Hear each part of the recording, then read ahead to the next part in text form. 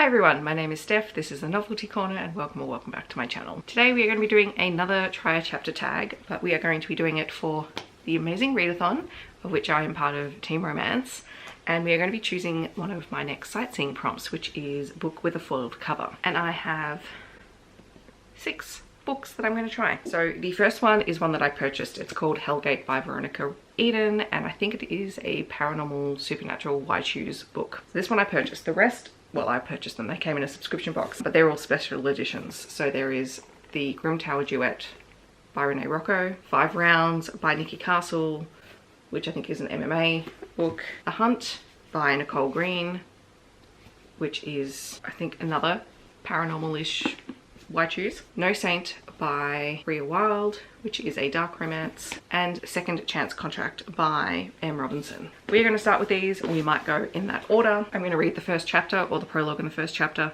and then report back my thoughts. We're going to decide if I'm going to read one of them. We're also going to decide if I'm going to keep or get rid of some of them. So yeah, you guys know the drill now. I've done a couple of these and I will check in with you after I read the first chapter of Hellgate. Okay, so the first chapter was 10 pages long for Hellgate, and it is about Lily, who is just about to turn 18.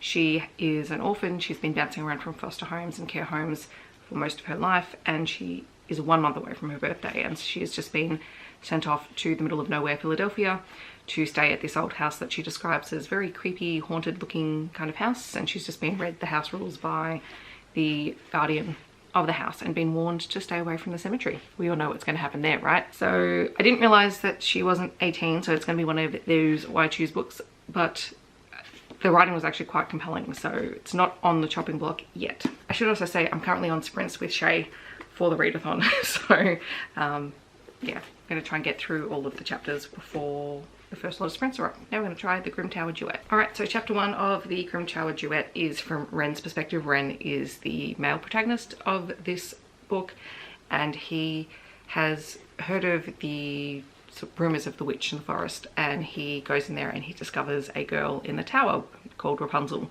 So very much a Rapunzel retelling, and it's literally just him discovering her and having a conversation with her and realizing that she's never been let out of her tower, which I imagine is going to set quite a few things in motion. I'm actually really intrigued by this, but I also discovered that this has a map in it, which I didn't have a romance book with a map in it, so I may have to save this one. Next up is 5 Rounds by Nikki. So the first chapter of 5 Rounds is about Remy, who has just basically been told she needs to move out of her apartment because the apartment owner has to lease it to family, so she's got 3 weeks to get out.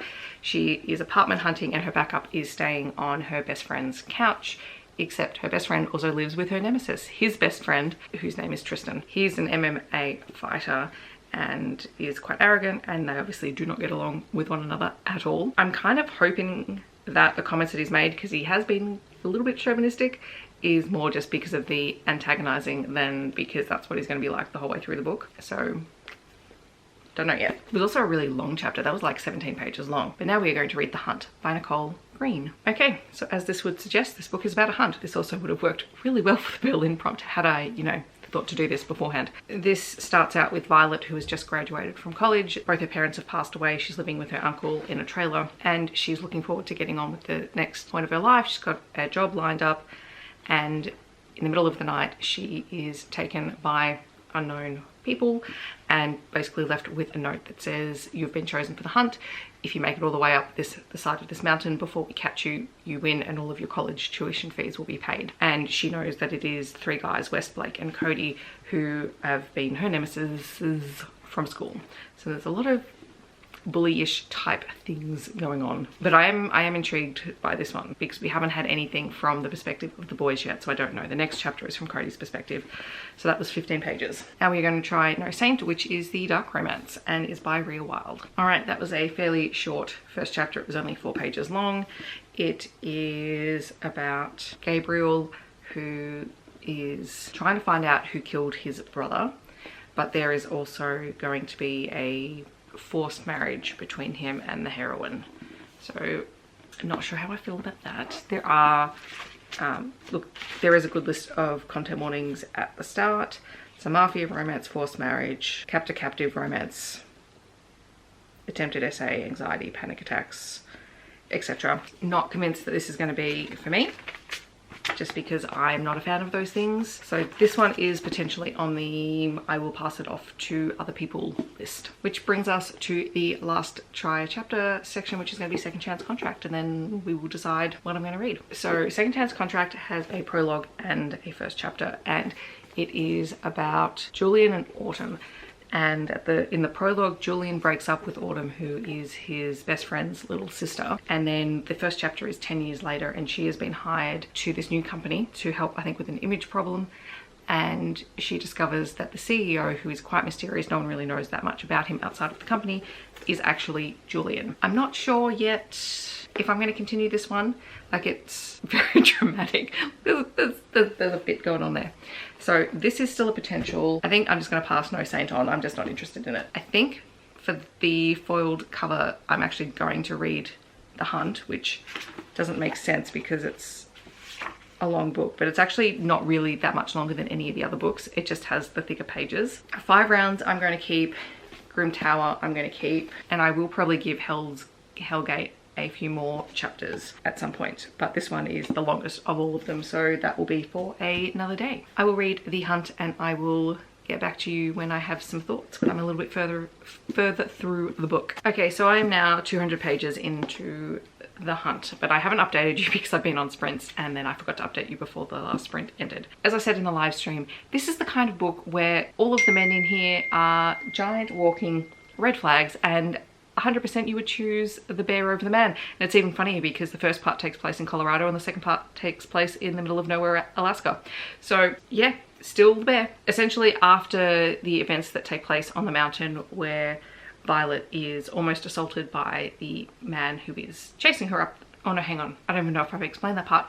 Okay, so at the end of graduation, Violet is kidnapped and taken up onto the mountain by 3 guys from high school, one who is her former childhood best friend. So they basically said, if you beat us up the mountain, we'll pay for your college tuition. As everything starts out, that's fine, except then there's also this other guy on the mountain, and he is not so nice. I mean, the others are not so nice either, because they're basically been bullying her because they like her. Like, it's the pull your pigtails kind of patriarchy nonsense that should not exist. But anyway, so partway through this first section up the mountain, for the first 50 pages, this guy tracks her down and assaults her and tries to essay her, and she is, well, she helps save herself a little bit. She also has the help of a crow companion, hence the crow, and also one of the guys.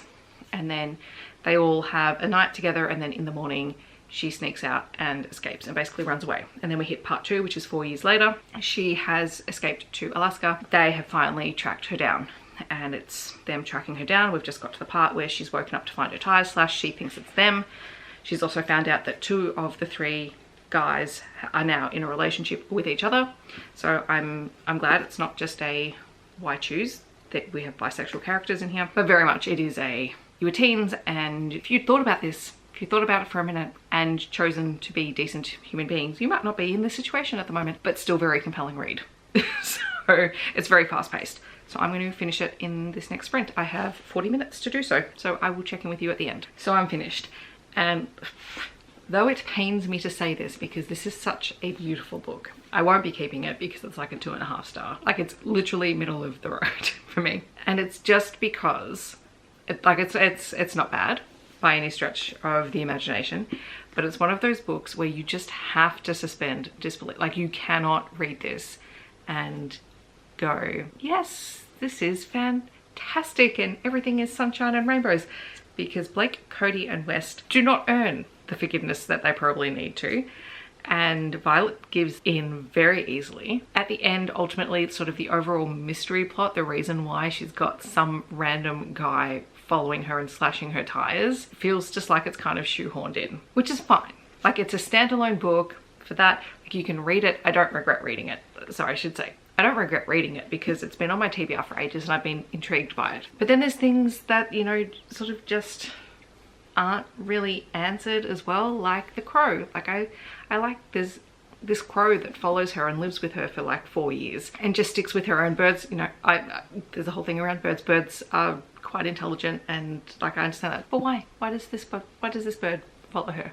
The bird's also called Blue, and to me that just seems to be like a nod to the Raven Boys, but anyway, maybe that's just me. I have read it. It will count for my foiled cover. I'm happy about it. I need to eat some food.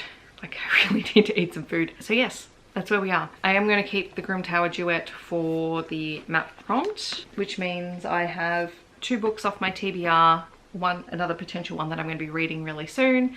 So I call that a win. Thank you for watching my random try chapter vlog. It is the special edition / amazing readathon version of this kind of video. So hopefully you enjoyed it, and I will have another one next month, hopefully. I haven't quite decided what the next theme is going to be. As always, feel free to put suggestions in. I do make a note of them. I may not do them straight away, but I keep them there for when I feel like making one of these videos. And yes, that is all. So I wonder if is there a crow emoji?